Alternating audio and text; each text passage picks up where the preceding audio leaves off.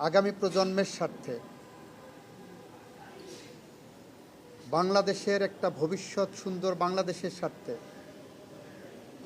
সোনাঝরা দিনের স্বার্থে, সোনালী আগামীর জন্য তারা এসে বাংলাদেশে বিচারের মুখোমুখি হয়ে যদি ফাঁসির কাষ্ঠে দাঁড়িয়েও চোখে চোখ রেখে বলতেন, বাংলাদেশের মানুষের জন্য আমাদের জীবন উৎসর্গ করে দিয়ে গেলাম, তাহলেও তাদের কিছুটা প্রায়শ্চিত্ত হতো।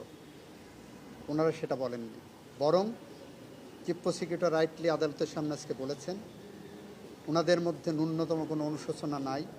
এতগুলো জীবন ঝরে গেছে, এতগুলো মানুষ পঙ্গু হয়েছে, বাংলাদেশ তার গণতন্ত্র হারিয়েছে, বাংলাদেশের মানুষ মানবাধিকার হারিয়েছে, ভোটের অধিকার হারিয়েছে। এর জন্য এই আসামিদের ন্যূনতম কোনো অনুশোচনা নাই। আমি বলেছি এই অপরাধের যদি বিচার না হয়, এই আসামিরা যদি খালাস পায়, তাহলে এই ধরনের অপরাধ আগামী প্রজন্মের সামনে আরও আসবে।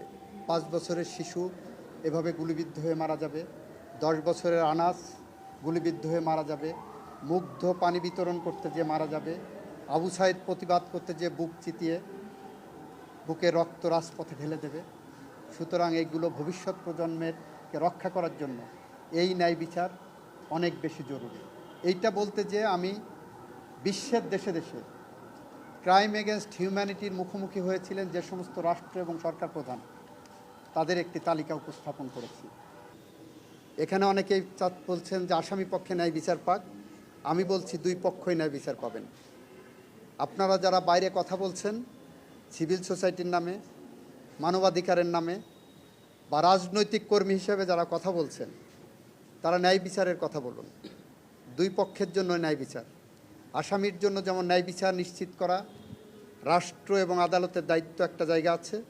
অ্যাট দি সেম টাইম আমার ভিতর থেকে 1400-র উপরে মানুষ হত্যাকাণ্ডের শিকার হয়েছে, 30,000 মানুষ পঙ্গুত্ব বরণ করেছে, তাদেরও বাংলাদেশের মাটিতে ন্যায় বিচার পাওয়ার অধিকার আছে।